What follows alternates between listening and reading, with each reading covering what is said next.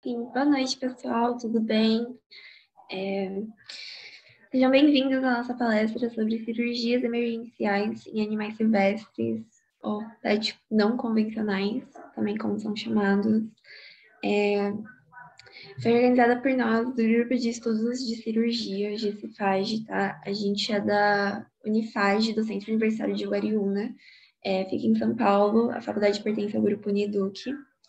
E o nosso grupo tem como objetivo trazer conhecimento sobre o mundo da cirurgia para os amantes e curiosos da área.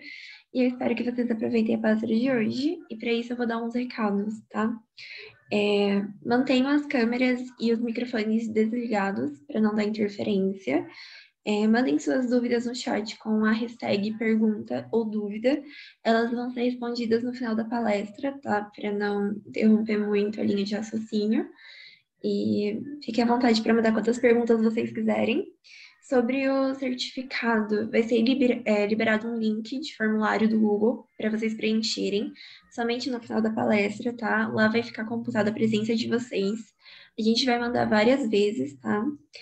E sejam educados, tá? Tanto com a gente quanto com o palestrante. Também não perguntem o link de certificado antes do final da palestra. A gente vai mandar esses recadinhos de novo no chat a cada 15, 20 minutos, quando a gente vê que está aumentando a quantidade de pessoas. E é isso. Obrigada pela atenção, boa palestra. E eu vou passar a palavra para a Ana, tá? Ela vai apresentar o palestrante para vocês, tá bom?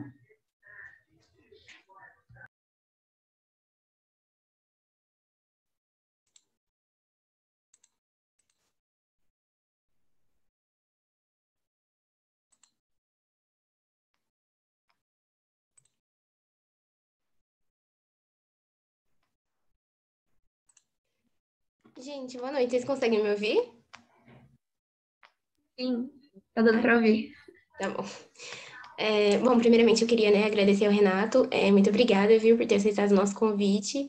A gente fica muito feliz, né, porque nosso grupo está começando agora. E esse é o nosso segundo módulo agora de palestras. E a gente ficou muito, muito feliz e muito animados aí por você ter aceitado o nosso convite. E estou muito animado aí pela palestra. Então, vou falar um pouquinho, viu, gente, do Renato para vocês. E aí depois ele já vai poder começar rapidinho. Então, ele é um médico veterinário especialista, né, o Renato Ordones. Ele é graduado em medicina veterinária pela Universidade de São Paulo, em Pirassununga. Ele é especialista em medicina de animais selvagens pela Universidade Federal de Mato Grosso, em Cuiabá.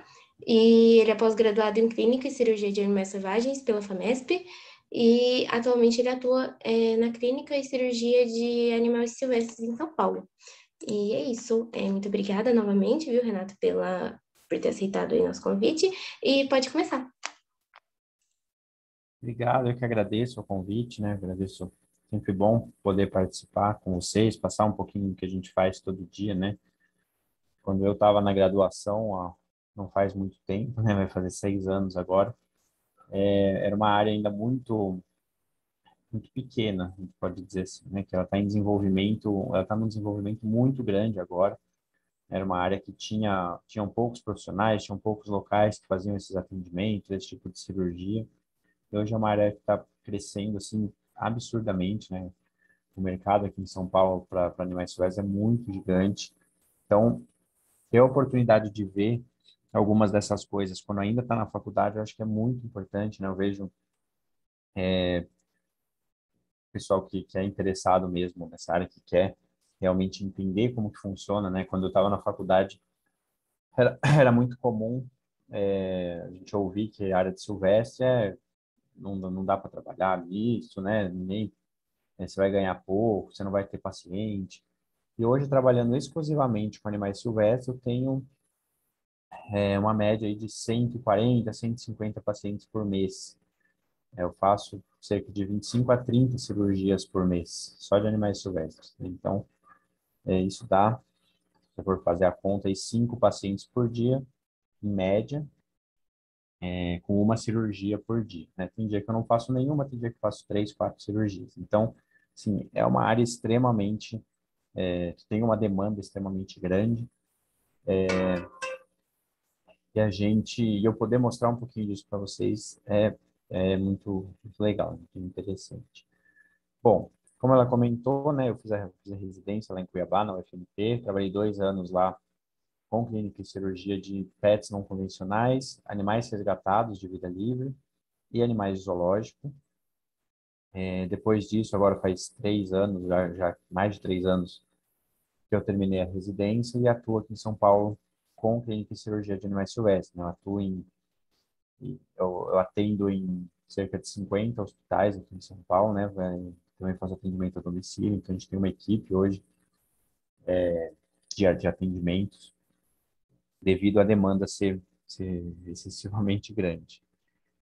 E hoje o nosso foco aqui é falar um pouco do que é emergencial, tá? Animal silvestre e emergência é uma coisa que está muito relacionada, porque são animais que vou falar para vocês daqui a pouquinho algumas características, né, que tornam essa relação do animal silvestre com a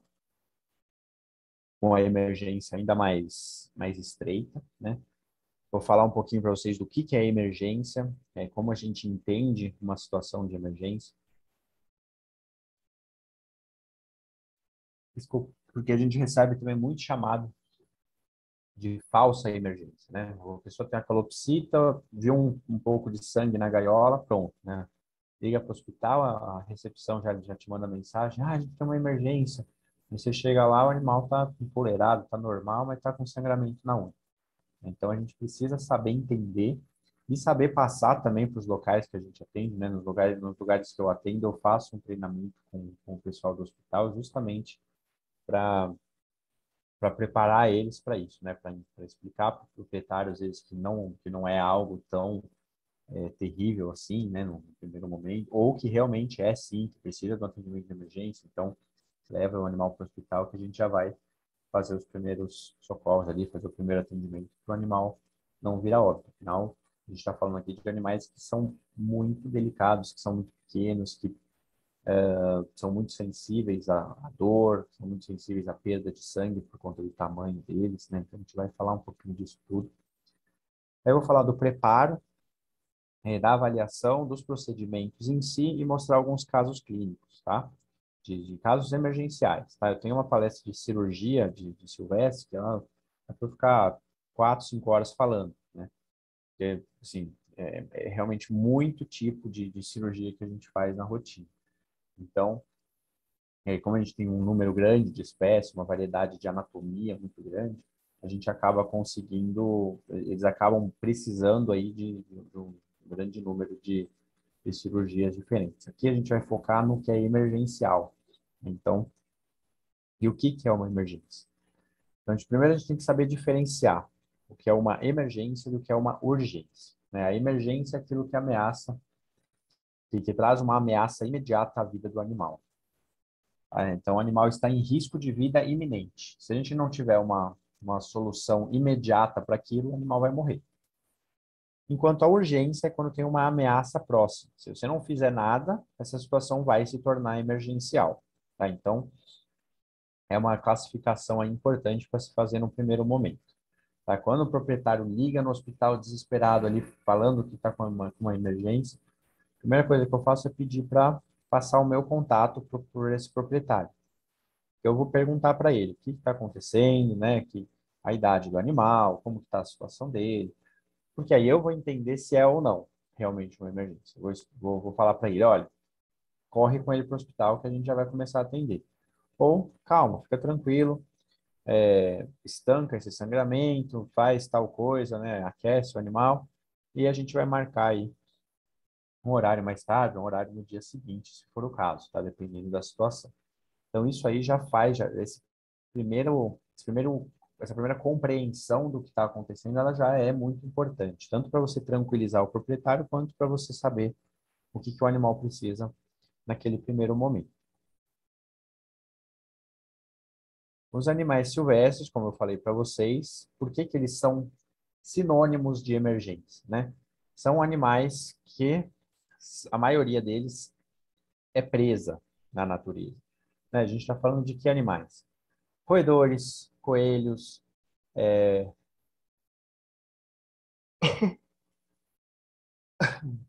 aves, psitacídeos, passeriformes. Então, esses são os pets não convencionais, né? Que são os que eu estou falando aqui para vocês.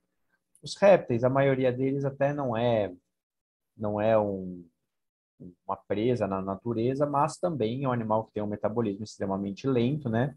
Um metabolismo determinado pelo ambiente, pela temperatura ambiental.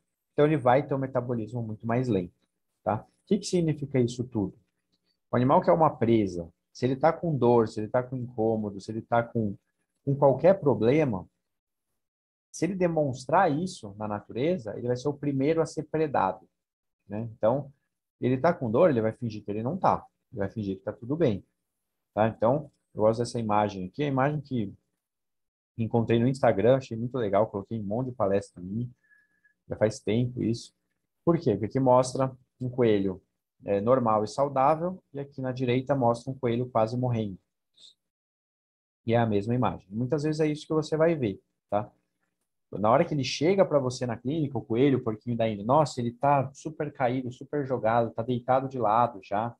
É sinal de que ele já está extremamente mal. Ele estava mal já fazia tempo e agora ele chegou num limite ali que ele não aguenta nem fingir mais que está tudo bem, tá? Por isso que a gente vê um grande número de emergências. Porque enquanto ele ainda estava discretamente mal, o proprietário não sabia que tinha algum problema. Então ele estava deixando o animal ali em casa, sem preocupação nenhuma. Aí quando chega para a gente, já está muito grave, tá? Geralmente é o que a gente vê na nossa rotina. Então, como a gente vai entender que é uma emergência? Dispneia, dificuldade respiratória. Tá? Esse aqui é um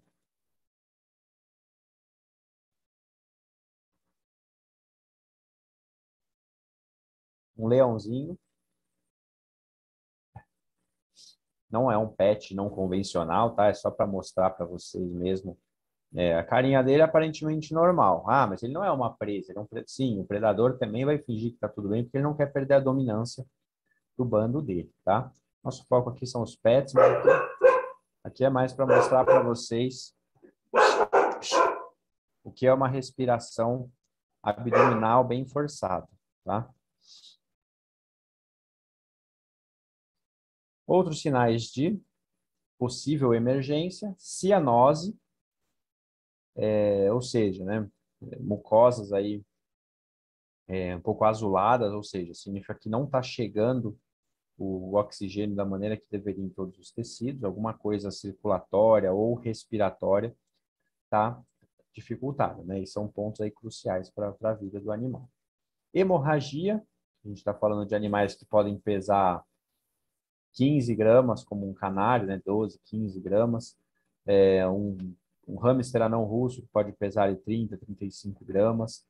São animais muito pequenininhos. Até uma calopsita que pesa aí 80, 90 gramas, né? Quanto que ela pode perder de sangue? Quanto que esses animais podem perder de sangue? Geralmente, de forma segura, se ele estiver saudável, ele pode perder até 1% do peso vivo em volume sanguíneo, tá? De 0,8 a 1%. Ou seja, né, considerando ela na melhor das situações, um animal saudável vai perder uma calopsita aí que pese 80 gramas. Se ela perder 0,8 ml de sangue, é o limite do que ela pode perder, tá? Se ela tiver um sangramento muito intenso, pode passar disso e pode realmente ser um problema. Então, animais muito pequenininhos, hemorragias podem ser muito graves. Inconsciência, claro, né, o animal perdeu a consciência, pode estar acontecendo alguma coisa muito grave ali. Pouca responsividade, né, uma prostração muito severa ou muito duradoura. Ah, já está há muitos dias assim, né? A gente poderia até colocar aí como as situações de anorexia prolongada, tá? No caso aí dos porquinhos da Índia, chinchilas, coelhos, que são os animais que têm uma fermentação pós-gástrica, né?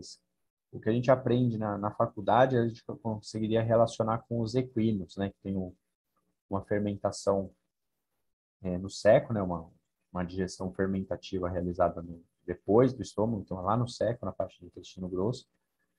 São animais que, se ficam mais de 6, 8 horas sem comer, eles já podem entrar num processo de lipidose hepática. Então, o animal pode ter um comprometimento sistêmico ali bastante importante por conta de uma anorexia muito prolongada, né? Então, a gente já entraria também aí nesses casos de emergência. Mas, por enquanto, estou falando só de clínica, né? Sim, porque o que chega para a gente é um caso clínico. A gente que vai torná-lo cirúrgico ou não, de acordo com a nossa avaliação. Tá? E aí vai entrar um monte de coisa que é o que eu vou falar para vocês nessa aula. Então, primeiro, né, o que a gente vai fazer num caso desse de emergência? A gente, então, o animal chegou, a gente determinou que é uma emergência. Isso aqui é uma emergência. Se eu não fizer alguma coisa imediatamente, ele vai morrer. Tá? Esse feeling também a gente vai pegando com a experiência. A gente acaba vendo muita situação, principalmente porquinho da Índia, né?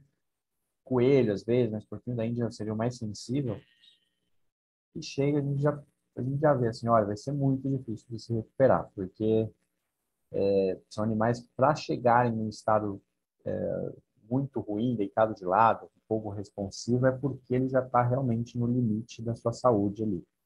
Então, o que a gente vai fazer? A gente determinou que é uma situação que precisa de um cuidado imediato. A gente vai procurar a manutenção da vida. Claro, então aquele ABC da emergência, né? Então, o A de airway, né, de vias aéreas. Então, a gente vai ver se as vias aéreas estão abertas, se ele está respirando, por exemplo, um roedor ou um coelho respirando pela boca, isso já é um sinal terrível de que alguma coisa grave está acontecendo. Tá? É um animal que nunca vai respirar pela boca. Afinal, ele é um roedor, ele tem toda a sua anatomia desenvolvida para roer, gerar partículas pequenas, né, que não podem ser aspiradas. Então, ele é um animal que é respirador nasal obrigatório. Tá? Então, chegou dessa forma, a gente vai ver se tem alguma coisa obstruindo. O B do ABC, né, é o breathing, de respiração. A gente vai ver como que está a sua frequência respiratória, se tem secreção, né, o edema pulmonar, que a gente vai escutar. E o C de cardiac, a gente vai ver também, dependendo do animal, a gente vai conseguir mensurar a pressão, frequência cardíaca, pulso, enfim, né? A gente tem algumas limitações de acordo com o tamanho do paciente, mas a gente vai fazer o máximo de monitoração possível. Tá? Vou mostrar para vocês umas situações aí de monitoração, principalmente do transoperatório. Bom, então primeiro a gente precisa manter o animal vivo, a gente não vai já chegar abrindo o abdômen do animal com ele morrendo, né? Primeiro a gente vai estabilizar, a gente vai colocar um acesso venoso, que eu também vou mostrar para vocês, uma analgesia, né? Uma estabilização do que quer que seja ali da sua saúde, para conseguir fazer um procedimento que tenha uma chance de sucesso, né?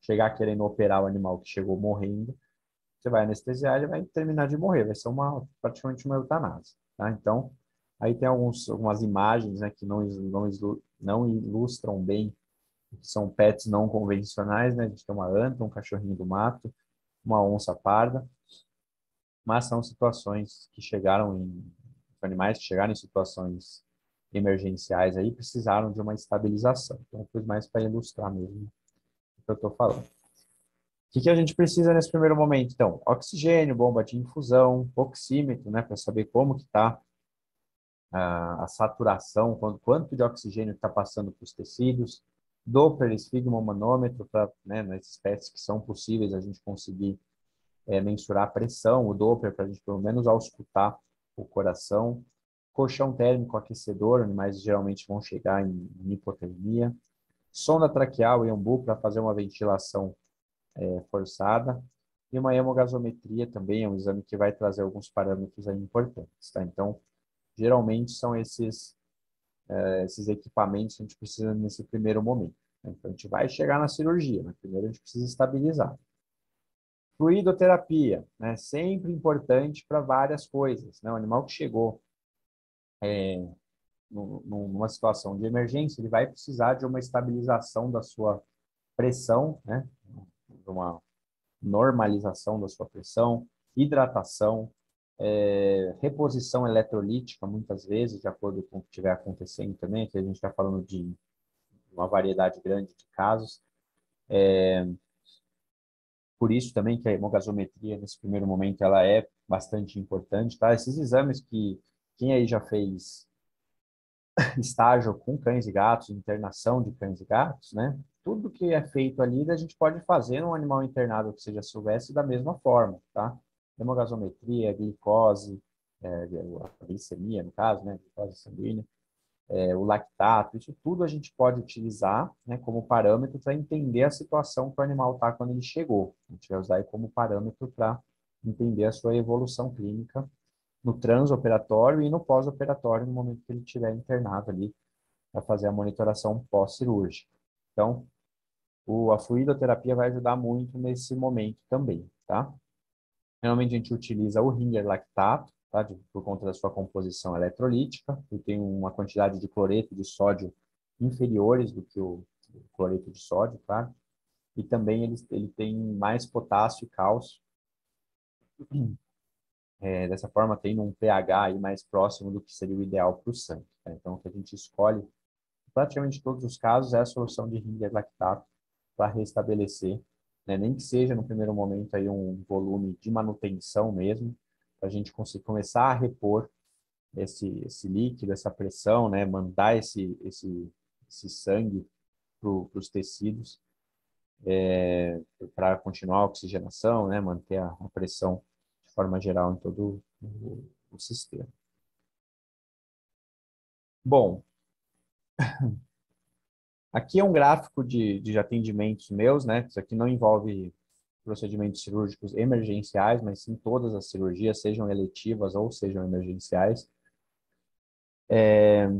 Cerca aí de 26,8% dos meus atendimentos, ou seja, um quarto dos atendimentos que eu faço, eles se tornam cirúrgicos, tá? São casos cirúrgicos, ou seja, é um número muito grande, né? Se for pensar, eu atendi aí que eu atendo 8 a 10 pacientes, um quarto desses atendimentos acaba se tornando uma cirurgia, tá? Não que eu faço no mesmo dia, mas que eu vou acabar marcando para fazer em outros dias. Então, é um número bastante grande, né? E aqui eu tenho tanto os meus atendimentos quanto os casos que são encaminhados para eu operar. Então, muitas clínicas que não fazem cirurgias, a pessoa é clínica, ela atende a parte clínica toda de Silvestre, não opera, então ela atende, me indica, né? A pessoa traz o encaminhamento e eu faço a cirurgia. Então, a gente tem um número de casos muito grande. Bom, o que a gente vai fazer para chegar na cirurgia, então? Entender como que está o animal, fazer um exame clínico, exames complementares, a gente vai precisar planejar essa cirurgia, tá? Hemograma, função renal, função hepática. Ah, mas o animal chegou, precisa de uma cirurgia de emergência. Tudo bem, a gente vai coletar esse sangue, que é super rápido de fazer, e mandar para o laboratório. A gente vai ter uma noção, mas precisa operar de todo jeito. Não tem como não operar ele, porque senão ele vai morrer, né? Tem casos aí que eu vou mostrar para vocês que podem acontecer.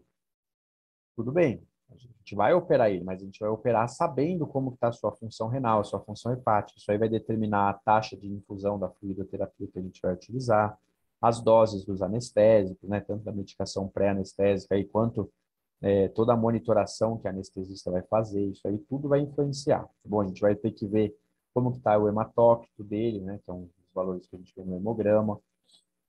Porque se estiver muito baixo, ele pode ser até um caso aí que tem indicação de uma transfusão. Então, enquanto durante a cirurgia a gente já vai pedir para alguém buscar um sangue ali para fazer uma transfusão.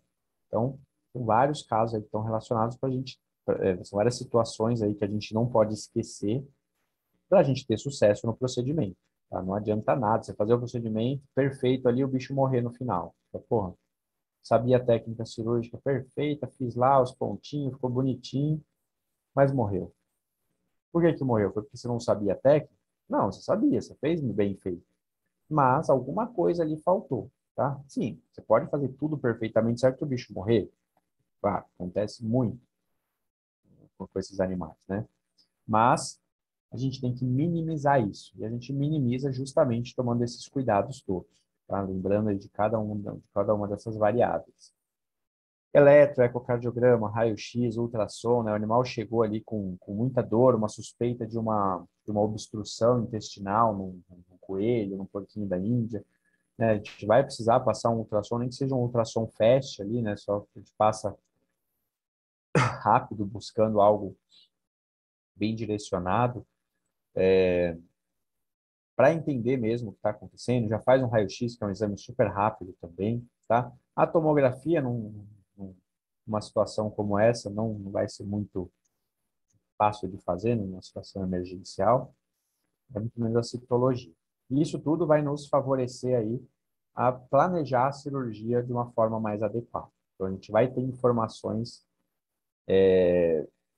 que nos permitam justamente saber o que fazer quando abrir. Uma cirurgia emergencial, ela precisa ser rápida. Se o animal que está em estado de emergência ficar anestesiado por um tempo muito prolongado, o risco dele virar óbito é muito grande.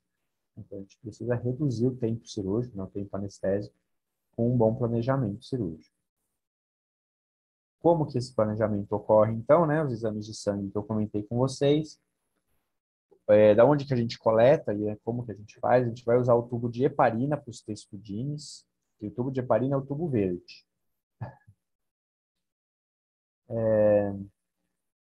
A gente vai usar só para os testudines, que são os jabutis e os tigres d'água.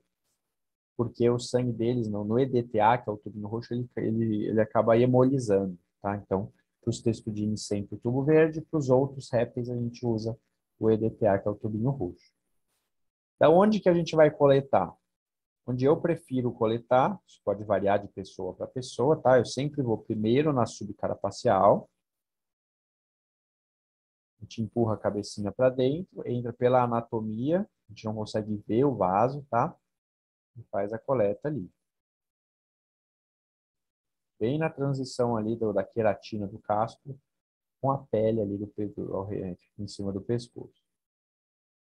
Tentei ali, não consegui, não tá alcançando, eu tento na braquial, que é atrás do bracinho. Também a gente não vê, tá? A gente entra pela anatomia ali atrás e faz a coleta. Isso nos testudines. Outra opção, com o animal já anestesiado, é no seio venoso occipital, que eu sempre faço só sob anestesia, porque é um local muito delicado ali. Se o animal puxar o pescoço, pode machucar. E a gente está entre as vértebras ali do pescoço dele, tá? Pode causar lesão importante. Nas serpentes, nos lagartos, a gente pode coletar na coxígea ventral, na veia caudal ventral, tá? Dos esquamata, então lagartos e serpentes. Um pouco abaixo da cloaca, a gente entra também pela anatomia, a gente não vê o vaso e faz a coleta.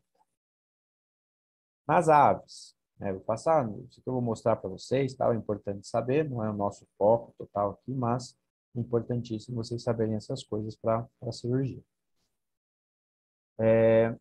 A gente vai usar o EDTA para as aves sempre, que é o tubinho roxo, tá? Os únicos animais, as únicas aves que a gente vai utilizar a heparina, que é o tubo verde, são os estrutionídeos, que são os avestruzes, os corvídeos, né, os corvos, os cracídeos. A gente vai utilizar a heparina por conta de hemólise também. Então, são animais que não são pets, não convencionais, né? Vocês não encontram aí muito na rotina. A maioria dos psitacídeos, passeriformes, galiformes, anseriformes, a gente vai utilizar o EDTA. Os locais de coleta, jugular direita, ele está coletando aí a doutora Daniela, que trabalha comigo na minha equipe. Jugular direita. Braquial ou ulnar, na asinha, né, que de fazer uma sedação para papagaio é sempre bom para ele não ficar se debatendo. Faz uma máscara de ISO, né, uma contenção química, para fazer uma coleta mais tranquila. E tem a opção da metatársica também para aves maiores. E os mamíferos, sempre no EDTA, tubinho roxo. Eu costumo coletar na safena lateral dos coelhos, na cava cranial dos menores, dos porquinhos da Índia, chinchilas, twisters. Então, aqui tem um twister, aqui tem um porquinho da Índia com máscara de isoforano, né, com sedação, com contenção química. E aí a gente entra também pela anatomia, a gente não vê a veia, cava cranial, a gente entra com o bracinho esticado para baixo aqui, a gente entra ali com a agulha para fazer a coleta. Para o procedimento, né, a gente vai ter o acesso venoso, que também vou mostrar para vocês, o animal entubado e toda a monitoração anestésica, tá? Então aqui a gente está fazendo a indução de um jabuti. Olha lá, já estava com a medicação pré-anestésica, já estava bem sedado.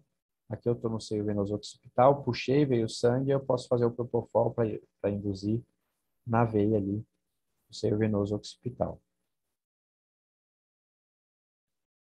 Os acessos venosos, né, nos jabutis, nos testudinos, a gente coloca na jugular direita. Aqui tem um jacaré na caudal lateral. E o acesso intraósseo que a gente pode pôr nos lagartos, né? Aqui a gente coloca na tíbia. Aqui é errado, né? Aqui ele está mostrando é um cadáver. Aqui a gente fez justamente para mostrar isso. Uma colocação inadequada que atravessou ali a cortical óssea, foi para a musculatura. E aqui certinho na medular, da forma correta, como deveria ser. E aí a forma como a gente faz coloca o acesso, né, o catéter, na jugular direita sempre dos textudinhos. Então, é possível pegar a esquerda? É, mas ela é muito mais fina que a direita. Então, ó, isso aqui é uma das poucas veias que a gente vê dos répteis, tá? Então, aqui a gente tem uma jugular de um jabuti. Nos cágados, a gente não vê esse vaso. Então, a gente entra pela anatomia também. Aqui está a membrana timpânica, a gente entra na linha superior dela ali para colocar o acesso. Tá? Aqui é um cadáver que eu dissequei o pescoço para mostrar a altura certinha da jugular. Aí depois a gente fixa isso aí com o esparadrapo. Nas aves, a gente vai colocar ali, dependendo do tamanho da ave, vai ser possível ou não colocar acesso venoso, que a gente tem um papagaio com acesso na veia ulnar, que é bem facinho de ver o vaso, tá? Porque a pele deles é muito fininha. A gente coloca um alquinho ali, já dá para ver tudo, aí coloca o catéter. Em aves menores, a gente costuma utilizar o acesso intraósseo, na ulna. Então, é possível colocar também no tíbio tarso? Sim. Tá? A gente nunca pode colocar no fêmur e no húmero, tá? Esse aqui que vocês veem, isso aqui não é um acesso intraósseo, porque eu estava demonstrando uma técnica de osteossíntese, tá? Com pino intramedular. Não ignorem esse aqui. Agora, esse que está na ulna e esse que está no tíbio tarso, a gente pode fazer. Eu nunca faço no tíbio tarso porque dói. Depois ele fica com dor, ele não apoia a patinha por uns dias, né? Incomoda bastante, então eu não faço. Eu faço geralmente na ulna, é bem facinho de pegar, tá? Quando você vai praticando. E não gera tanto incômodo quanto no tíbio tarso. E também a gente tem a veia metatársica para aves maiores, que é o emu, né? Tem um vaso extremamente grande ali no metatarso. E os mamíferos, a gente no porquinho da Índia, a gente utiliza a veia cefálica, né? Ou também a safena lateral, que é a da perninha. A cefálica deles é bem lateralizada, tortinha, chato de pegar, mas exige prática, né? A safena lateral a gente utiliza na chinchila, no twister. Um videozinho do acesso na safena lateral do twister. Todas elas eu uso o catéter amarelo mesmo, tá? Volta bem pouquinho de sangue, né? Porque é um vaso pequenininho, com uma pressão pequena.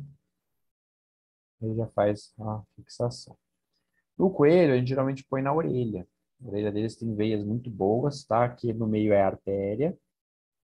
E aí tem as duas veias marginais ali que descem no sangue de volta. Então, geralmente, a, eles têm os dois lados, né? Uma que é mais calibrosa e mais torta, e uma que é mais retinha e menos calibrosa. Aí vai dar preferência aí, cada animal vai ter uma veia melhor para pegar. Aí alguns acessos fixados, né? Safena lateral ali de chinchila, porquinho, twister, aqui na cefálica de um porquinho e na orelha de um coelho.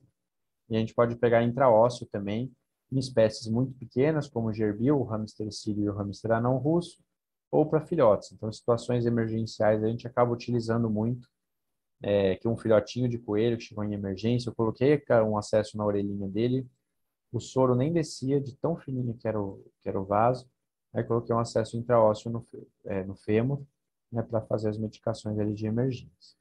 Aqui é um sagui, também com acesso intraósseo fixado no fêmur.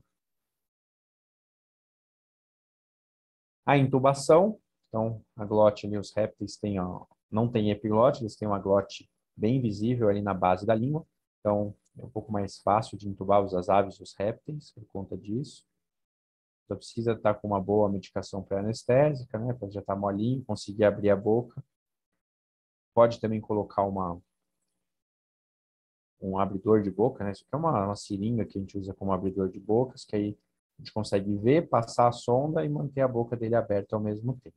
Já está anestesiado. Aqui uma iguana verde, mesma coisa, já está com a medicação pré-anestésica, a gente está colocando aí muito facinho de acessar. As aves, né, nem se fala, muito grande a glote delas. Claro, uma calopsita vai ter um buraco muito menor, então você abre o biquinho dela, consegue entrar com uma sonda menorzinha, mas é muito evidente ali o buraquinho, tá, da entrada da traqueia. E os mamíferos já são um pouco mais difíceis, né?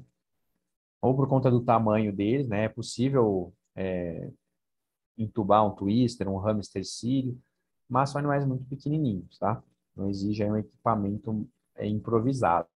O coelho mesmo, a gente não consegue ver a epiglote dele. Então, a gente tem que fazer a intubação às cegas.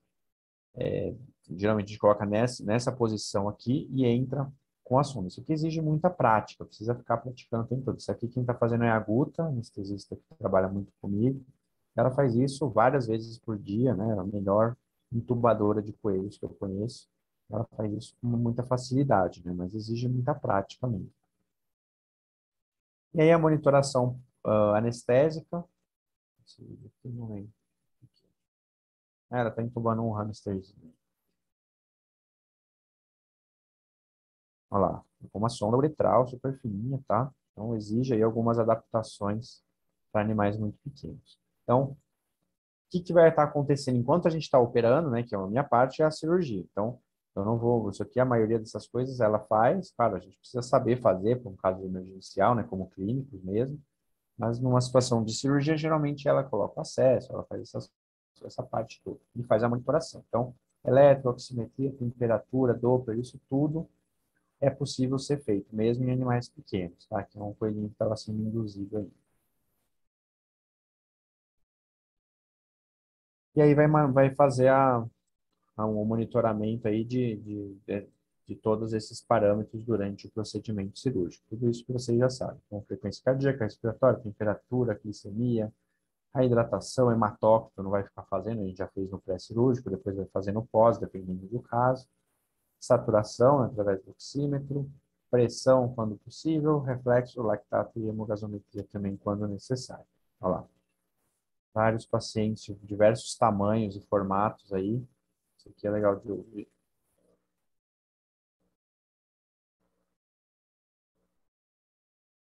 Vocês estão ouvindo bem? O batimento cardíaco produtivo d'água. Geralmente um dos poucos parâmetros que a gente consegue nesses animais, né? Mas olha lá. Já botei aqui com eletro, o oxímetro neles, né? Tem um pouco mais difícil de pegar. Então, praticamente não dá muito resultado. O acompanhamento é mais pelo Doppler e pelo eletro. Hamsterzinho, desculpa, esse aqui é um hamster sírio. Um gerbil com eletro, com oxímetro, com mascarinha, né? Uma ave também, com todo o monitoramento ali. Então, a gente precisa fazer a cirurgia da forma mais segura possível. Vou mostrar alguns casos, então, para vocês de, de répteis, aves, mamíferos, aí, mais relacionados à parte emergencial, tá? Porque aí só para vocês verem mesmo na prática o que a gente encontra com relação a isso. Então, o que nessas espécies aparece, né, que a gente tem que fazer um procedimento cirúrgico emergencial. Então, fratura de casco, isso aqui é muito comum de acontecer, tá? O proprietário vai sair com o carro, o jabuti está escondido embaixo do pneu ali, né, por conta do controle de temperatura, e aí acaba passando por cima. Isso aí é uma emergência? Né? Aí a gente precisa dar o máximo de atenção possível. Primeiro, a gente já precisa fazer um raio-x para observar se se tem alguma lesão em órgão interno, se tiver um sangramento, uma lesão pulmonar, né? O pulmão deles passa bem dorsal aqui, bem colado aqui na parte superior do casco. Então, se tiver uma fratura aí, pode ter uma lesão pulmonar. A gente vai fazer um raio-x. Se não tiver nenhuma alteração, aqui, ó, não tinha nenhuma alteração no raio-x, beleza, mas ele tem cavidade celomática exposta, então isso pode gerar um processo infeccioso, né? Gera muita dor. Então a gente precisa estabilizar isso aí o quanto antes. Quando não tem lesão em órgão interno, isso aqui se torna uma cirurgia ortopédica, né? A gente precisa corrigir a fratura óssea que ele tem. Quais são os princípios básicos da ortopedia? Então, realinhamento e estabilização. Então, a gente vai limpar bem, lavar bem toda essa região, encaixar de novo e estabilizar ali com placa, parafuso, né? E proteger depois com resina acrílica, né? Resina odontológica, metilmetacrilato, para proteger toda essa área ali que ficou com essa fissura, né? Ficou aberta, para impedir que contamine a cavidade celomática.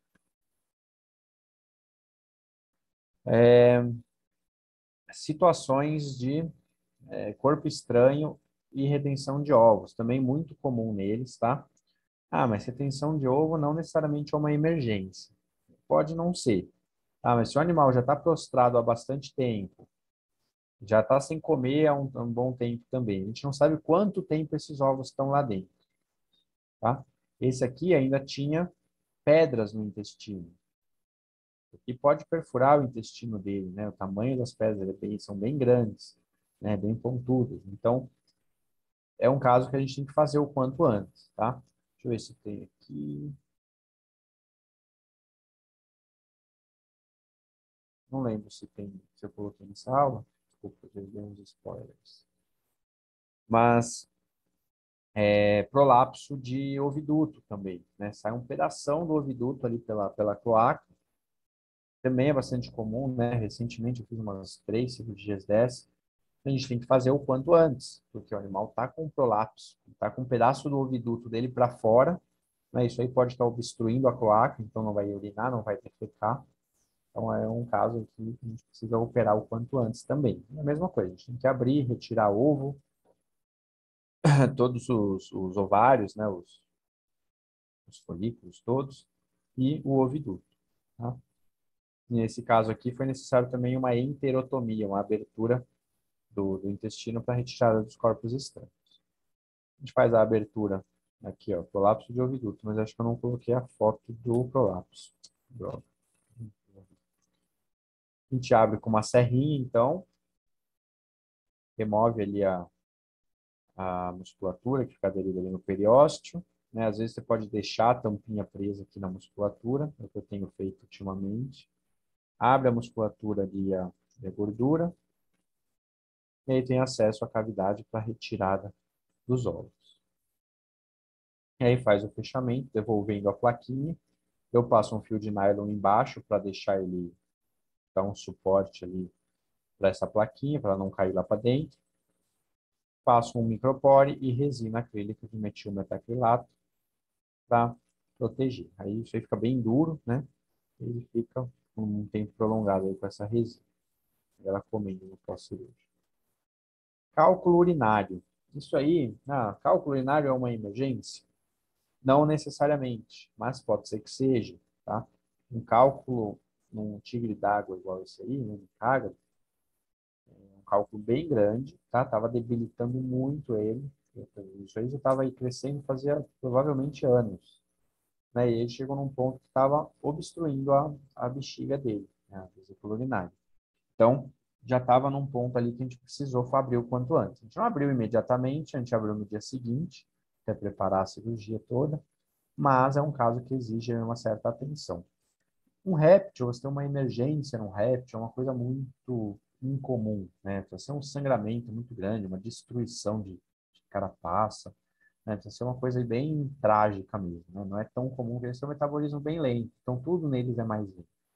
Então a gente entende como emergência esses casos que a gente precisa dar uma certa prioridade, como é o caso de um cálculo. Isso é muito incomum, tá?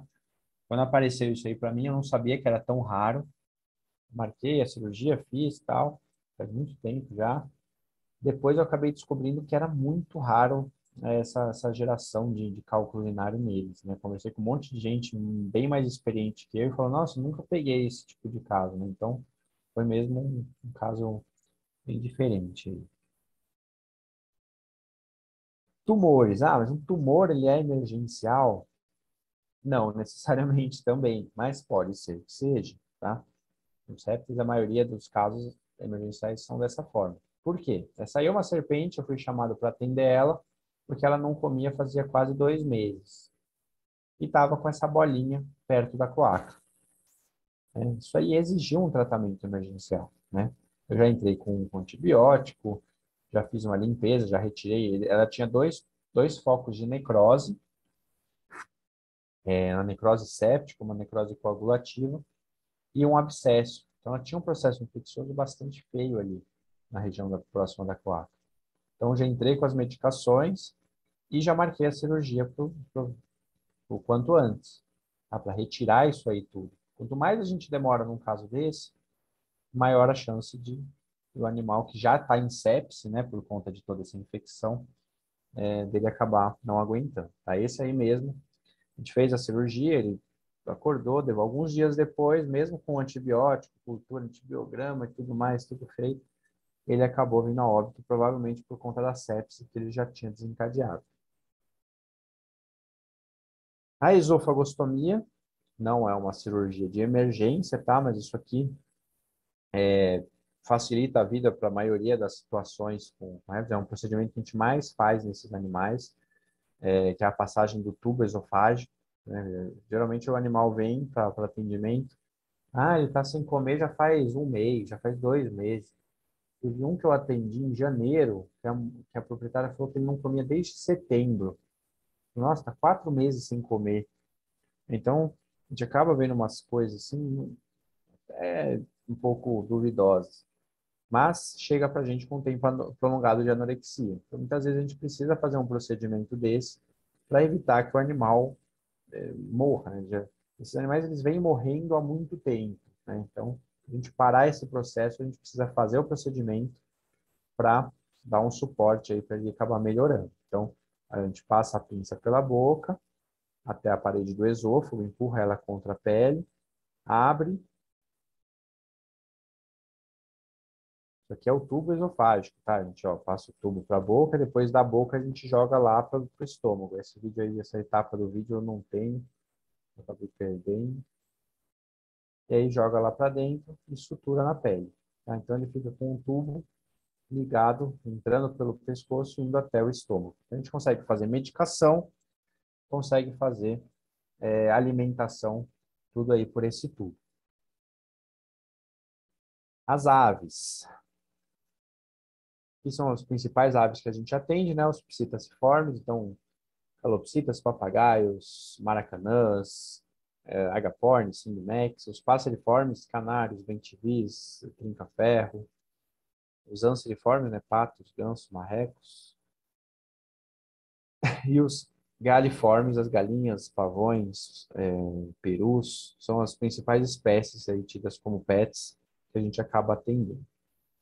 A gente tem aí aqui 2 animais de vida livre, tá? Falei de pet, mas aqui a gente tem 2 casos. É um papagaio verdadeiro, né? Uma Amazônia estiva. Tomou um tiro de chumbinho. Aqui na coluna dele, aqui bem no pigóstio, aqui nos ossos aqui. Um chumbinho, tiro, alguém atirou no papagaio. Ele chegou com essa alteração toda em cavidade celomática, líquido, sangue, ar, né? Tá tudo bagunçado aqui dentro. Ele morreu, né? A gente foi para a cirurgia de emergência para retirar esse chumbinho, ele acabou vindo a óbito. Isso aqui foi um animal de vida livre resgatado, que foi para lá na época da minha residência. A gente começou a cirurgia, encontrou o chumbinho para tirar, ele acabou morrendo, né? Isso não tinha muito o que fazer, tadinho. A gente tentou. E aqui uma lesão do ligamento propatagial. O que é isso, né? Isso aqui é uma arara vermelha. As aves todas, elas têm aqui uma membrana em cima da asa. Quando elas esticam a asa, a gente vê uma membrana aqui. Isso aí é fundamental para o voo, tá? Isso aqui é uma membrana que ela é mantida pelo ligamento pró-patagial, que liga ali do ombro até o que seria o pulso, né, dela. Então, uma vez que a gente tem essa ruptura, ou a gente opera o quanto antes para não perder a viabilidade ali desse ligamento, ou a gente não vai conseguir suturar e o animal nunca mais vai voar. Aqui ela teve laceração de pele, de musculatura, não afetou o osso, mas, né, que a gente debridou, né, limpou, tal, suturou, mas o animal não volta a voar porque ele não tem mais o patágio aqui dessa asa. Isso foi uma linha, né? Mais lesões por linhas, né?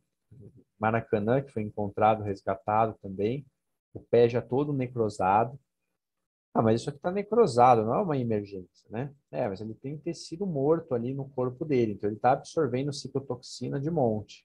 Uma ave que tem um metabolismo extremamente rápido, ainda é um filhote, tem um metabolismo ainda mais rápido.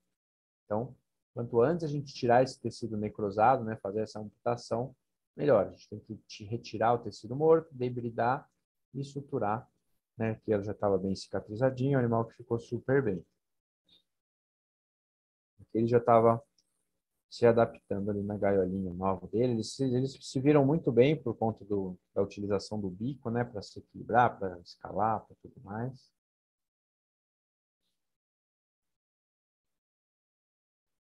Ele usa ali como se fosse uma bengalinha, né, o cotoquinho dele, ó. Faz tudo o que precisa. A gente já coloca os puleiros mais próximos, né, ele vai se adaptando a tudo. Bonitinho. Retenção de ovo é uma emergência? Sim, né? Dependendo do grau da retenção, é uma emergência. Por quê? A ave, ela não tem diafragma, ela tem uma cavidade celomática que expande, né, através da movimentação da quilha para que haja respiração, para que haja a entrada e a saída de ar, né, nos sacos aéreos, né, primeiro os caudais, depois pulmões, craniais e é eliminado. Tá? Então, isso é o fluxo, de forma bem resumida, a fisiologia respiratória, né, das aves. Então, uma vez que a gente não tem um espaço lá dentro para ter essa expansão, a gente vai ter uma dificuldade respiratória importante. Então, o animal vai chegar dispneico, vai chegar com muita dor, afinal ele está com uma dilatação extrema ali próximo da saída da cloaca, e a gente precisa retirar isso, tá? Isso aqui é muito comum de chegar, um animal com clara deficiência hepática, insuficiência hepática, muito magro, olha, vocês vão ver, já dá para ver o peitinho dela bem pontudinho ali, ovo retido, e que, ó, esse aqui já com prolapso de membrana da cloaca. O que a gente faz então? A gente precisa tirar esse ovo. Em alguns casos a gente consegue lubrificar e retirar pela própria cloaca. Tá? Esse aqui teve sorte, a gente conseguiu tirar, melhor coisa. Esse aqui também, se estava uma semana desse jeito, essa calopsita chegou respirando, com o bico aberto, né, rebaixadinha, tadinha, dava uma dó de olhar, e a mulher falou assim, não, ela já está uma semana assim. E a bichinha sofrendo para respirar, né? Dava a impressão de que ela ia morrer cada vez que ela respirava, tadinha. Com esse ovo lá aderido já na mucosa, então eu lubrifiquei bem e consegui retirar ele pela cloaca. Depois disso, nossa, ela teve um alívio, já começou a respirar normal um pouco depois. E tem alguns casos que tem aderência, ou o ovo está muito grande, ou tem aderência na mucosa, a gente precisa fazer o que a gente chama de ovocentese, que é a retirada do conteúdo do ovo. A gente pode retirar ele pela própria, através da pele, né, com a agulha, ou através do orifício da cloaca mesmo. Esse aqui é um papagaio, faz a abertura ali com afastadores da cloaca, coloca a agulha lá dentro, remove todo o conteúdo do ovo, e depois com pinça vai retirando todas as casquinhas lá de dentro. A gente não pode deixar casca, tá? Casca nem conteúdo. Então, o conteúdo acaba sendo bastante uma fonte da infecção muito grande, e as casquinhas muito afiadas geram lesões nas mucosas, né? E aí, com o conteúdo do ovo vai gerar uma infecção importante. E a gente tem os casos mais graves que exigem, sim, uma uma cirurgia, um procedimento cirúrgico emergencial, tá? Então, esse aqui é um caso de uma papagaia que chegou já extremamente mal, com uma aderência muito grande, uma casca muito grande, muito grossa lá dentro. E a gente precisou fazer a abertura mesmo. Então, a gente fez uma celiotomia, então a abertura da cavidade celomática, e do oviduto, para retirada do ovo e de mais vários outros ovos que estavam lá dentro, retidos e reabsorvidos, né? Um animal aí que já estava há muitos anos com problema nutricional, papagaio de 40 e poucos anos. Garroteamento por anilha. Ah, mas isso é uma emergência? Coloca a vida do animal em risco? A vida dele não, mas a vida dessa pata sim, tá? Se a gente demorar para retirar essa anilha, assim, não, deixa para tirar amanhã. Amanhã essa pata vai estar necrosada, tá? Isso aqui, o metal, ele prendeu a pata em algum lugar, amassou a anilha e está garroteando o membro, tá? Então, a gente precisa, o quanto antes,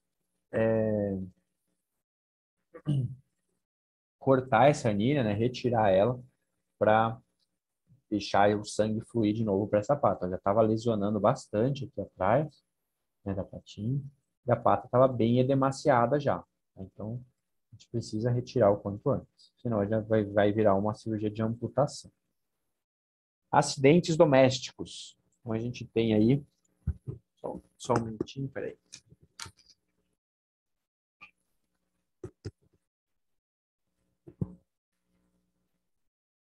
A gente tem aí alguns, é muito comum isso, né?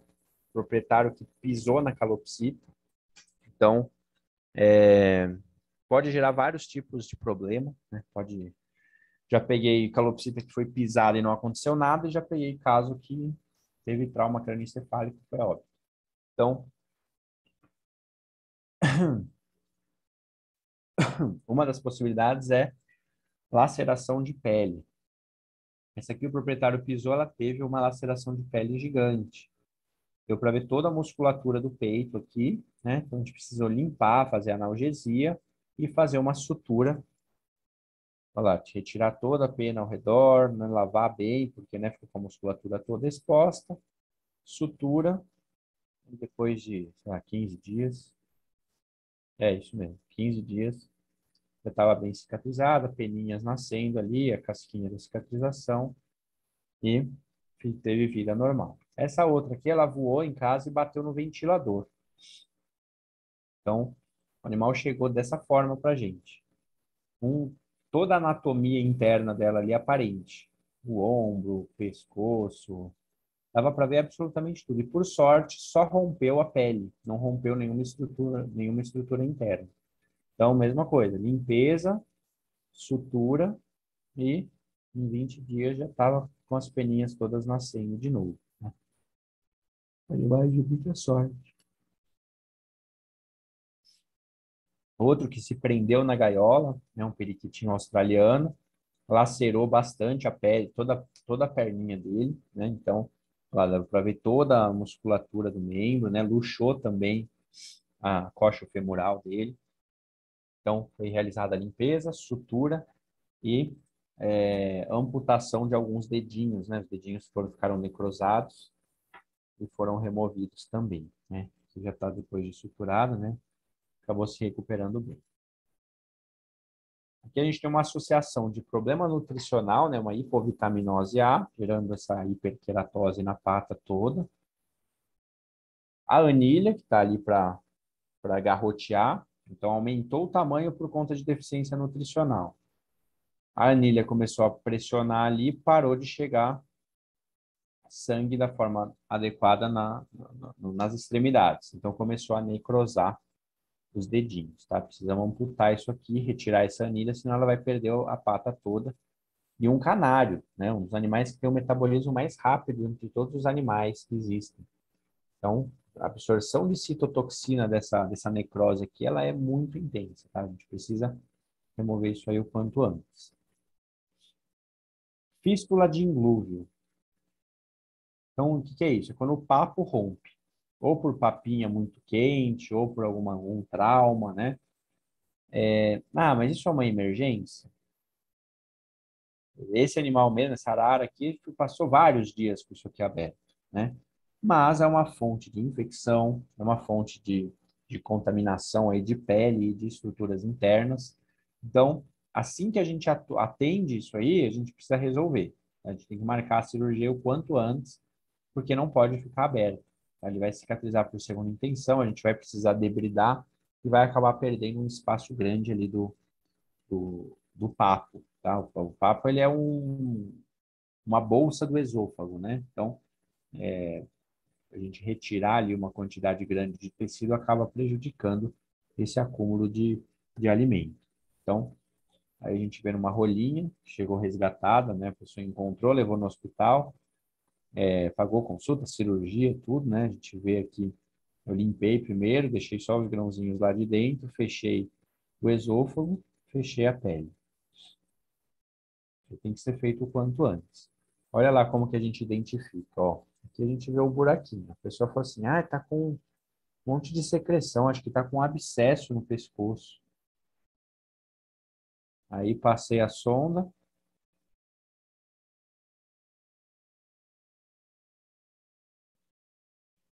Sai lá na boca. Então, primeiro, a gente sabe que a mucosa aqui é de esôfago, tá? Então, só de olhar você já faz. Isso aqui é fístula de glúteo, tá? De papo, né? Mas vamos mostrar que é mesmo. A gente enfia uma sonda por aqui, ela sai lá na boca. Aí tem que fechar em 2 planos, né? Fechar esôfago, fechar pele e vida normal. Corpo estranho, isso aqui precisa tirar o quanto antes para não obstruir, não gerar um processo aí mais grave. Então, isso aqui estava dentro do papo de uma calopsita, eu tirei pela boca, não foi um procedimento cirúrgico. Tirei, a pessoa chegou desesperada, eu massageei, empurrei para a boca de volta e tirei. Essa arara aqui, um filhotinho, estava com anestesiado aqui nessa imagem, um pedação de plástico, foi parar lá no ventrículo. Aí foi necessária a retirada por endoscopia. Outro que precisou ter o conteúdo retirado por endoscopia foi esse ring neck aí, também filhote, comeu um monte de metal e um monte de plástico. Só que se a gente deixa lá dentro, ele vai absorvendo esse metal pesado e vai morrer intoxicado. Então tem que tirar o quanto antes. Eles têm um metabolismo muito acelerado, eles vão absorver muito rápido esse metal.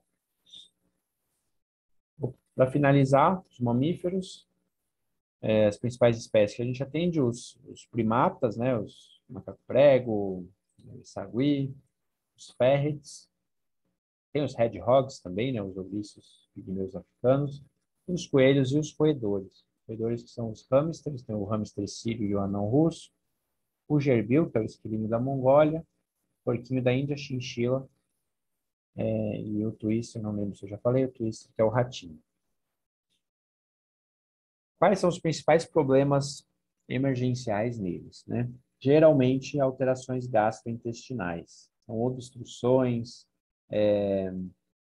impactações de seco ou de cólon, obstrução aqui por fecaloma, por corpo estranho, né? No caso, geralmente plástico, gase, coisa desse tipo, né? Que são os casos aí que eu já atendi. Esse aqui não foi um procedimento cirúrgico, esse aqui um coelhinho comeu um monte de bolacha, isso aí fermentou lá dentro, né? Gerou esse monte de gás nas alças. O tratamento clínico resolveu. Isso aqui é uma chinchila que chegou totalmente cheia de gás. Isso aqui é um fecaloma que eu tirei do intestino do coelho. E tapetinho higiênico que eu retirei também do intestino de um coelho. Aqui é uma gase.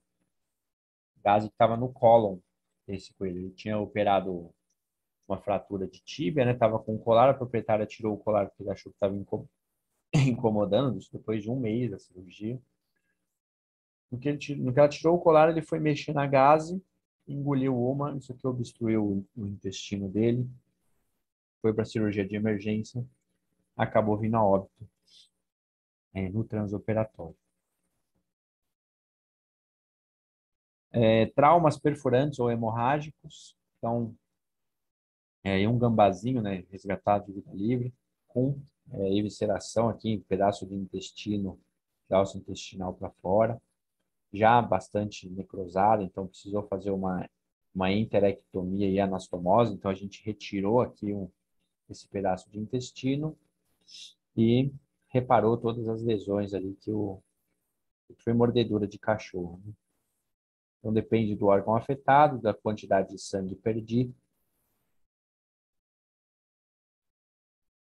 para a determinação aí do tratamento, se é cirúrgico ou terapêutico, tá? No caso desse, né, de evisceração, a gente tem que fazer a cirurgia o quanto antes. Tumores, né, assim como eu falei em outros animais, nos mamíferos também. Mas o tumor já está ali faz tempo. Por que que agora ele se tornou uma emergência? Porque a partir do momento que a gente sabe que ele está lá, a gente tem que tirar, né? Então, se eu não fizer agora, ele não vai morrer até amanhã. Não, mas ele pode crescer ainda mais e realmente pode sim morrer até amanhã, tá?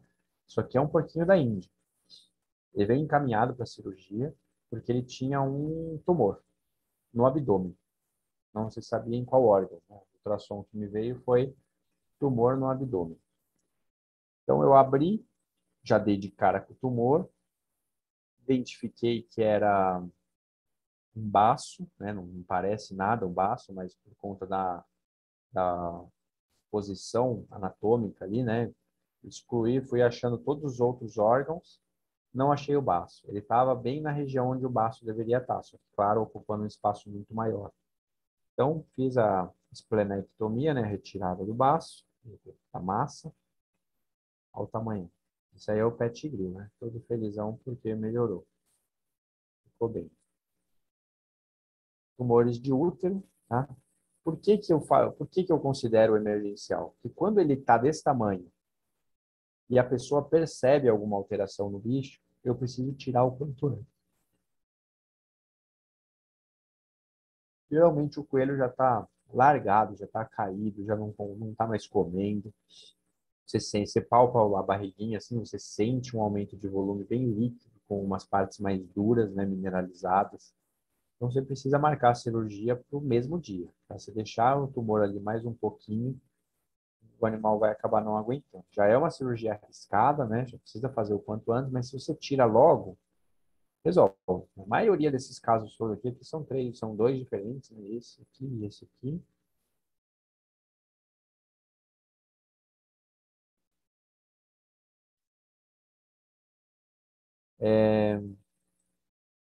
Aqui a alteração no útero de um porquinho da Índia, aqui de uma outra coelha. Olha como chega, né? Já está desse tamanho todo, cheio de líquido, de tumor. Então, precisa marcar para o mesmo dia, no máximo para o dia seguinte, nessas situações. E cesariana, né? Que na verdade acabou sendo a castração, eu retirei todo o útero, tinha um feto gigantesco de coelho morto. Isso aqui é o tamanho de um feto normal, tá? Esse óbito também, então menor que a palma da mão. Olha o tamanho desse feto, um gigantesco para um coelho, estava obstruindo o, a cervix, nasceu um filhote morto, né? A coelha chegou para o atendimento, a gente já marcou a cirurgia, isso que foi antes de ontem à noite, inclusive. Foi no, não, foi no, antes de ontem, domingo à noite. Teve a necessidade aí da cirurgia aí o quanto antes, né? Os ovários de um lado, ovários do outro, o corno uterino bastante alargado ali, e o feto já em óbito, bem grandão. Acidentes em gaiola, né? Por que que é tão importante a gente fazer o quanto antes essas fraturas? Hamster anão russo tem muito esse tipo de fratura por prender a patinha na gaiola. Acontece isso.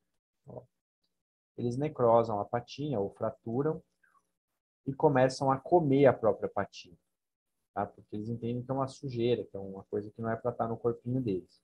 Então eles começam a roer. Enquanto isso, eles também estão absorvendo as citotoxinas da necrose, tá? Fora que é uma fonte de infecção enorme. Então, quanto antes a gente precisa amputar, né? Retirar essa patinha toda, fazer uma amputação alta. Essa imagem aqui dá para ver bem, ó. Olha que bonitinho o fêmur dele, o tamanho do fêmur. A cabeça do fêmur aqui, né? Muito pequenininho.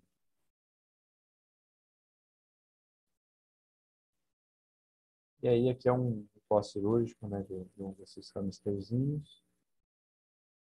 acordando ainda, meio grog da anestesia.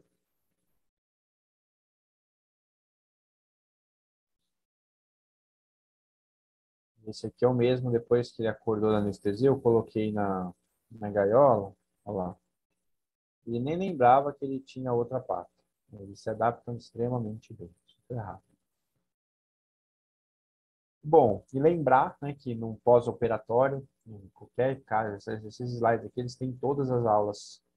A gente tem que sempre lembrar que a nutrição ela é fundamental para a recuperação em qualquer situação, tá? Então, se a gente não se atentar a isso, né? Ah, a gente sabe a técnica cirúrgica perfeita, fiz tudo bonitinho. A gente não nutrir esse paciente no pós-cirúrgico, né? Com tudo, chega, com tudo que ele precisa, ele não vai ter energia nem nutrientes aí para se recuperar.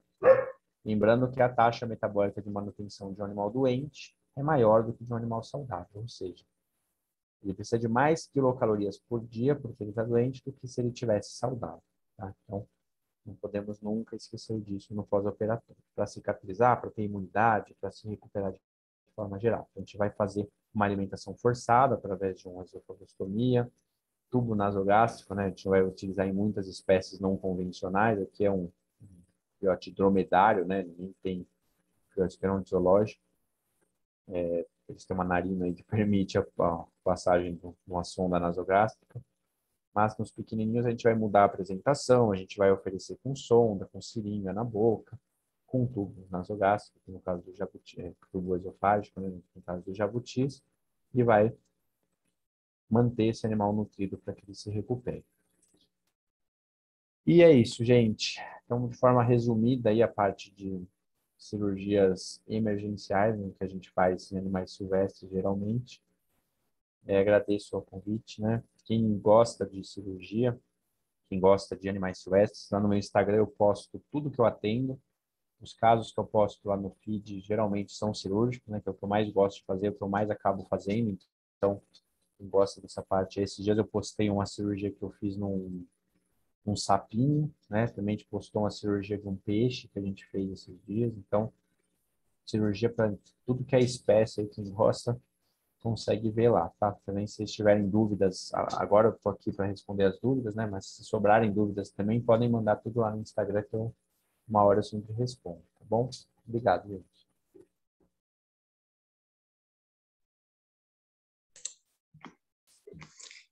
Obrigada, viu, Renato, novamente, pela palestra. Todo mundo amou, a gente, nosso grupo, várias pessoas aqui agradecendo. E eu vou ler umas perguntas, tá, para você. Eu acho que fica mais fácil, né, se fizer dessa maneira. E pode começar já? Pode. Beleza. Então, a Rafaela mandou aqui a primeira pergunta. Você usa anestesia local para abertura do casco? Não, anestesia geral, né? A gente faz geral inalatória, geralmente. Anestesia, eu não sei o que faço, é anestesista, mas a gente faz geralmente a MPA, né? Medicação pré-anestésica, a gente faz a indução, no caso do jabuti, né? A indução com propofol e a manutenção no isoflorano, que é a anestesia inalatória. Então, o casco deles, né? Ele é constituído pela carapaça e pelo plastrão, que tem a parte óssea e a parte queratinizada ao redor. Então, eles têm inervação, eles têm sensibilidade ali. Se é uma fratura, eles têm dor como se fosse uma fratura óssea. Como se fosse, não, é uma fratura óssea, né? Igual a gente com uma fratura de osso. Mas ele está com os anestésicos que vão gerar o que é uma anestesia ideal, né? Que gera uma boa sedação, né? Uma boa inconsciência, uma analgesia suficiente de acordo com o procedimento e um relaxamento muscular. Então, ele não está sentindo absolutamente nada, tá? Não tem como a gente fazer um bloqueio loco-regional ali no casco, tá? Naquela parte de baixo do plastrão. Em outros procedimentos de outras espécies, a gente consegue fazer, a anestesista geralmente faz, mas nesse caso de jabuti não tem como fazer, não. Tá. Aqui, próxima pergunta. As aves, em caso de perda do membro, elas se adaptam bem? As aves em caso do quê? De perda do membro. quando elas perdem algum Ah, membro, qual é a elas pergunta? se adaptam bem? Sim, sim. Aí eu mostrei para vocês um caso do Maracanãzinho, que estava com... perdeu uma parte do membro, né? Do membro pélvico, ele usa o cotoquinho para como se fosse uma bengala. Quando perde uma parte maior do membro, a gente consegue colocar uma prótesezinha para ficar como se fosse uma bengalinha também. Eu já fiz muito isso em passeriforme, né? Você pode até colar no cotoquinho dele uma, uma sondinha, de acordo com o tamanho, né, que for necessário ali, você improvisa algo para ele apoiar. E perda de asa vive totalmente bem, tá? Uma coisa que eu faço bastante também é amputar a asa que chega necrosada ou com fraturas aí que destruíram todo o osso.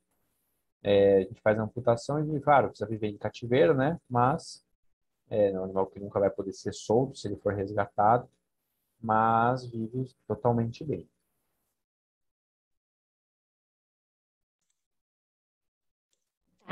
Próxima pergunta é da Sabrina. Como faz para aferir a frequência cardíaca desses animais em geral? Ela se referiu a todas as espécies silvestres. Eu acho que é bem abrangente, né? Bom, a maioria delas a gente vai fazer com auscultação mesmo. No transoperatório, o próprio monitor já vai mostrar a frequência, né? Só do animal estar com os eletrodos ali do eletro, já vai estar mostrando a frequência cardíaca no monitor. Então, a gente não vai precisar ficar verificando, né? Dependendo do animal, a gente pode utilizar o próprio estetoscópio ou o Doppler. A gente coloca o Doppler no pescocinho, igual eu mostrei do jabuti. Teve uma imagem também que mostrou no hamster cio, né? A Guta com o Dopplerzinho em cima do peitinho do hamster. Então, você consegue escutar o batimento cardíaco dele durante a cirurgia toda, se você quiser colocar o Doppler.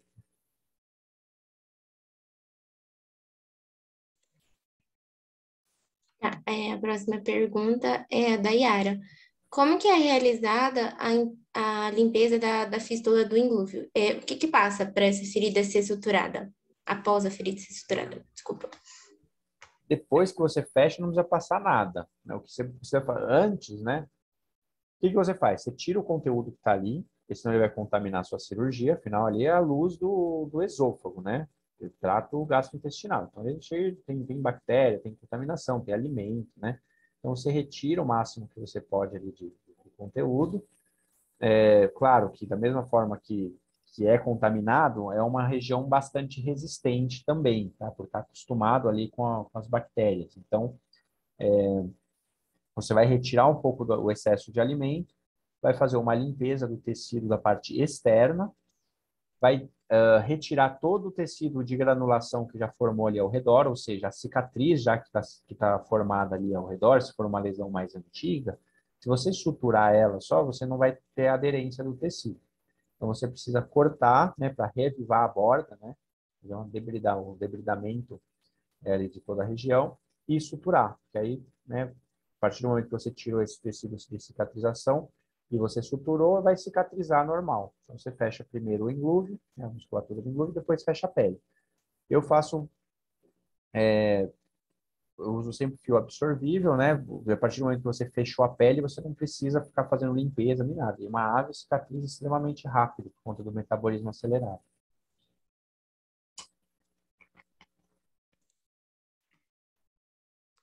A Rafaela perguntou qual ponto você usa no esôfago?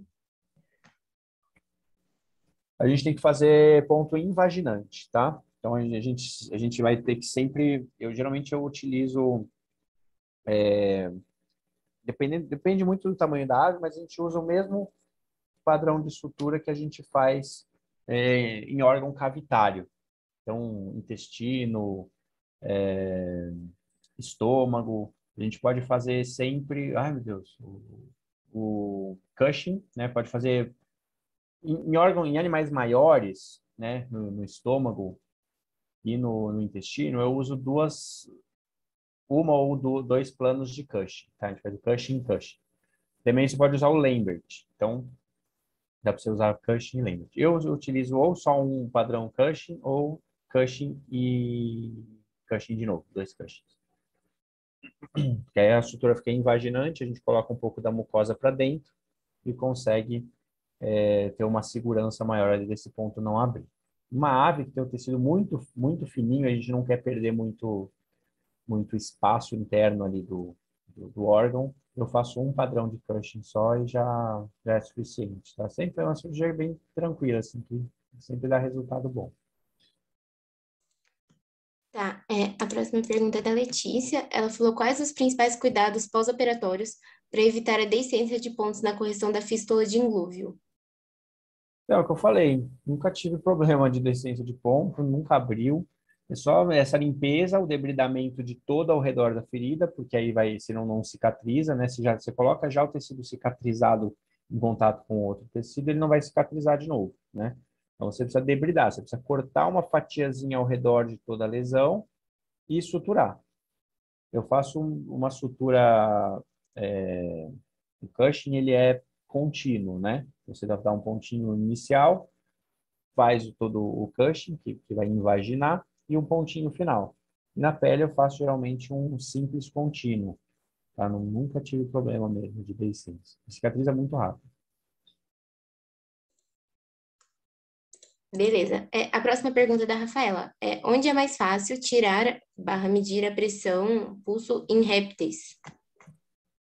Cara, é muito difícil, viu? Muito difícil de conseguir. Dá para você fazer na cauda, dá para você fazer nos membros, mas é muito difícil de conseguir em algumas espécies, viu? A Bruna perguntou, procedimentos para problemas neurológicos não são comuns nessa área ou não são feitos por causa dos riscos? São feitos, né? De parte neurológica, o que mais tem é por fratura de coluna, tá? Fratura ou luxação de coluna em coelho, de vértebra, né? Tem bastante, mas geralmente o prognóstico ele é bem ruim. A chance do animal voltar a andar, voltar a sentir é muito pequena. Se a gente tem um trauma medular sem luxação ou sem fratura, o prognóstico é bom. Tá? O animal mesmo chegando sem sensibilidade profunda, né, sem dor profunda, a gente consegue uma recuperação muito boa, o prognóstico acaba sendo bom. Agora, fratura e luxação é terrível. Assim, geralmente o animal faz uma cirurgia de estabilização, né, dessa fratura, dessa luxação, mas volta de movimento quase não acontece. Em outras espécies, para questões neurológicas, o que a gente mais tem de problema neurológico é intoxicação, trauma crânioencefálico, alterações aí que não levam a procedimento cirúrgico. Só que mais estou lembrando agora é mesmo de alterações de coluna vertebral mesmo. A próxima pergunta é do Juliano. Qual foi o caso cirúrgico mais desafiador? Ah, tem alguns bem legais, viu? Eu lembro de um canário com fratura de tíbio tarso, que eu fiz osteossíntese com uma agulha, né, muito fininha, ele tinha, se não me engano, 14 gramas. Esse caso aí tem na palestra que eu dou de cirurgia e na aula de aves. Aqui, como não é um caso emergencial, assim, eu tirei eu não coloquei nessa aula. Esse do canário foi bem legal. Esse do porquinho da Índia que eu mostrei, do tumor de baço, ele foi legal. Assim, não é uma coisa muito desafiadora, né? Mas foi uma situação muito legal que o animal, tipo, voltou à vida de uma forma absurdamente boa, assim. A gente teve recentemente, né, o peixe, o sapo, que eu falei para vocês, são espécies muito diferentes aí que acabam trazendo procedimentos legais. Às vezes são procedimentos simples, mas a anestesia ela é muito diferente, o animal é muito mais delicado, a pele, o tecido, as escamas, tudo é diferente nele, né? Então acaba sendo um desafio aí pela diferença anatômica e de tamanho que esses animais têm. Então, são coisas bem legais. Eu gosto muito de fazer, sempre que aparece bicho diferente assim para operar, eu fico felizão. Já, já, já quero fazer logo, né, por conta disso. Tá vindo teve uma bem legal que foi um coelho. Ele tinha abscesso do rosto até a barriga.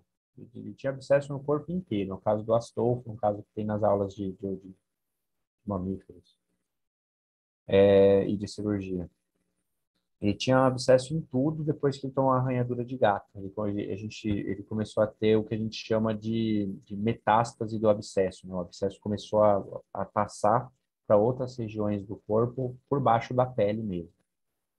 E aí a proprietária queria fazer eutanásia, né? Eu convenci a tentar a cirurgia. Eu abri em 2 pontos assim, no rosto para drenar bastante conteúdo e jogar antibiótico lá para dentro, para depois abrir no abdômen, a pele na região abdominal, né? Para fazer a mesma coisa. E só de abrir no rosto e ficar jogando, fazendo tratamento terapêutico, jogando antibiótico lá para dentro todo dia, começou a melhorar, melhorar, melhorar, secou, cicatrizou, o bicho teve vida normal até hoje, está super bem. Depois eu operei de novo os dentinhos dele. Se a gente fala de cirurgia odontológica, tem muito caso desafiador, né, de extração de molar, de porquinho. Esses dias mesmo eu extraí uns incisivos de um coelho que estava terrível também, um raio-x bem feio. Vou postar esse caso logo no Instagram. Então, achei bastante coisa aí. Dá para eu fazer uma aula de casos desafiadores cirúrgicos aí, que tem bastante.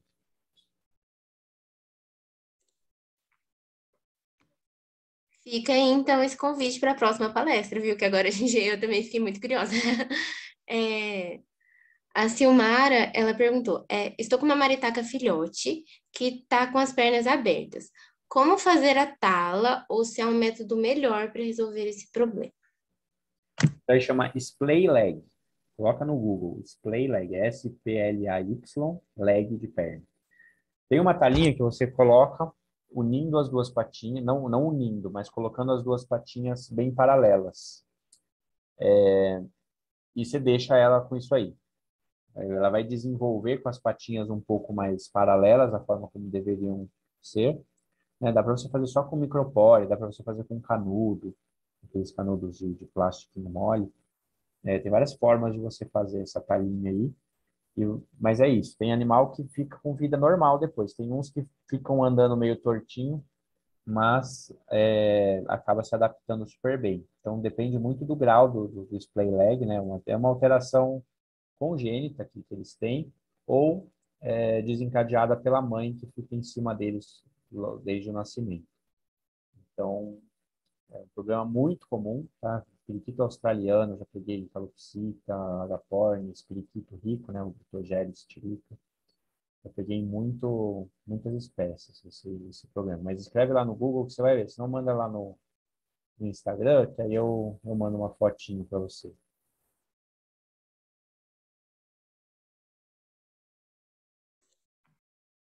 O Marcos, ele perguntou, um dos animais com gases que você apresentou que conseguiu resolver com tratamento de suporte, sem necessidade de cirurgia, qual seria o tratamento inicial? Seria alteração na alimentação? Não, esse caso aí é um coelhinho que ele tinha um manejo muito bom. Ele já era meu paciente antes, ele comia direitinho, mas ele roubou um pacote de bolacha. Bobearam na cozinha, roubou o pacote daquelas bolacha maisena, não lembro o que era, não era meu bicho, mas eu acho que era aquela bolacha maisena, que tem muito amido, né? Muito carboidrato. E comeu o pacote inteiro. Aí virou uma bomba de gás, né? Isso aí fermentou dentro do intestino dele. Eu entrei com metoclopramida, com simeticona, com dipirona, né? Que é a tríade aí que a gente costuma entrar para alteração intestinal sem obstrução nesses animais. E começou a reduzir, ele parou de ter tanta cólica, né? Tanta dor abdominal. E foi melhorando, melhorou, tá? Isso aí não tinha por que a gente abrir um animal desse. A cirurgia não é assim, ele chegou, está muito grave, precisa operar, né? O que é operar? A gente precisa saber o que a gente vai fazer quando abrir a barriga do animal, né? Tem quem não opera, é muito comum acontecer isso. A pessoa me mandar assim, eu tô com um coelho que eu acho que está obstruído, você opera ele? Eu falo, gente, eu vou abrir a barriga dele, eu preciso saber o que eu vou fazer lá dentro, né? Na hora que a gente abre um abdômen de coelho, é muito intestino, muito, muito, muito. Então, a gente precisa ter uma ideia do que está acontecendo, se realmente tem um ponto de obstrução, porque senão eu vou ter que palpar o intestino inteiro dele. Já aconteceu isso. Eu abri o abdômen, palpar o intestino inteiro, não achar nenhum ponto de obstrução, não achar nenhum fecaloma, nenhum tricobezoar, né, que é a bola de pelo, e fechar. Por que eu vou abrir o intestino se eu não tenho o que tirar lá de dentro? Né? Vou tirar gás lá de dentro? Né? Então, a gente tem que tomar muito cuidado com isso, né? A gente tem que saber o que a gente vai fazer na cirurgia, que tipo de cirurgia vai ser necessária para cada caso.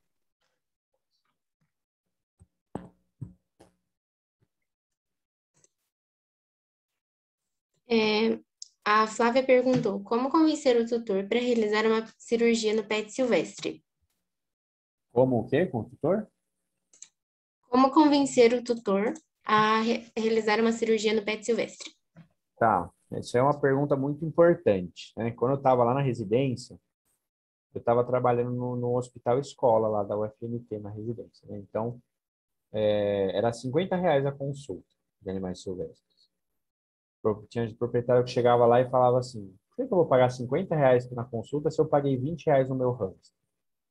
Né? E a minha resposta sempre foi essa, até hoje, quando eu escuto isso. Eu falo, meu cachorro, eu adotei ele da rua, eu paguei R$ 0. Se ele precisar ficar em uma UTI que custe com 3, 4 mil reais a diária, eu vou pagar, né? E assim como você faria com o seu cachorro, né? Geralmente. Então, por que que um cachorro sim e um hamster não? Ele é um membro da família, ele é um animal que se apega a você da mesma forma. Hoje em dia, né, quem já teve aí animal silvestre, coelho, twister, né, que é um dos bichos que eu mais gosto, eu tenho um agora há pouco tempo, né, nunca tinha tido, mas sempre foi um dos meus favoritos, porque eles ficam extremamente apegados a você, né? Então, são muito bonzinhos e tal. Ah, mas vive muito pouco. Sim, isso é um lado ruim que eles têm. Mas hoje em dia, aqui em São Paulo, eu faço cirurgia de 1.500 em hamster, em twister. Então, as pessoas pagam, né? As pessoas, elas estão aprendendo o valor disso, tá? Tanto a consulta, né? Que aqui em São Paulo tem um valor mais elevado do que na maioria dos lugares, e o pessoal paga, eu atendo todo dia, o dia todo. Enquanto eu não estou atendendo, tem gente da minha equipe atendendo, tem agora mesmo, tem gente da minha equipe que está em atendimento, né? Eu tinha 2, 3 consultas agora de noite. E eu só não estou porque eu estou aqui. Então, o pessoal está aprendendo aos poucos isso, né? Claro, o valor que a gente cobra numa cirurgia de um cachorro ainda é muito mais alto, né? Se eu vou fazer uma castração de cadela, que seja letiva, ela vai ser mais cara do que uma castração de um porquinho da Índia, de uma coelha, de uma twista. Mas, né, porque aí você vai entrar o quê? O tamanho do animal, enfim, várias questões. Não dá para você comparar, mas o pessoal paga, né? Esse tanto de cirurgia que eu falei para vocês, o valor mínimo aí que é cobrado, né, de valor final para o proprietário é R$ 1.000, 900, R$ 1.000, muitas, 1.500, 2.000, né? Então, o pessoal hoje em dia tá pagando porque a gente explica para ele a importância desse procedimento para a vida daquele animal que é parte da família dele, né?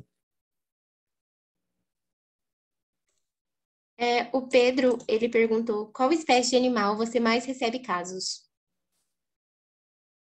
O que eu mais atendo, coelho, em segundo lugar, calopsita, em terceiro, eu não sei as estatísticas atualizadas, né? Tem tudo em planilha, mas eu acredito que seja porquinho da Índia, papagaio, né? São as 4 espécies que eu mais... Coelho é disparado, assim, eu tenho uns 40 coelhos por mês, fácil. Em segundo lugar, eu acredito que seja calopsita, depois vem porquinho da Índia, papagaio. Aí vem uma variedade gigantesca, né? Tem peixe, tem hamster, macaco, tem hedgehog, ferret, tem muito mesmo, muita espécie diferente mesmo que aparece. Então, é um número muito grande, mas as principais espécies que o pessoal tem são essas. Bom, é isso. Acabaram aí as perguntas. Queria agradecer novamente pela oportunidade. Esse ensinamento foi incrível, muito bom. A gente amou de verdade mesmo a palestra. Obrigada novamente por ter aceitado o nosso convite. E fica aqui o convite para uma nova palestra dos casos de mais desafios. A gente gostou bastante, viu? Muito obrigada. Imagina, eu que agradeço todo mundo que participou, que está até essa hora aí. Se quiser, a gente combina assim, me manda direitinho lá depois, a gente vê uma data. É uma palestra que eu não tenho pronta, mas é um assunto legal, um assunto diferente aí. Então, me manda direitinho que a gente marca assim, tá bom? Obrigado a todo mundo aí, boa noite. Qualquer dúvida, qualquer coisa, podem mandar lá no Instagram também, tá bom, gente? Até mais.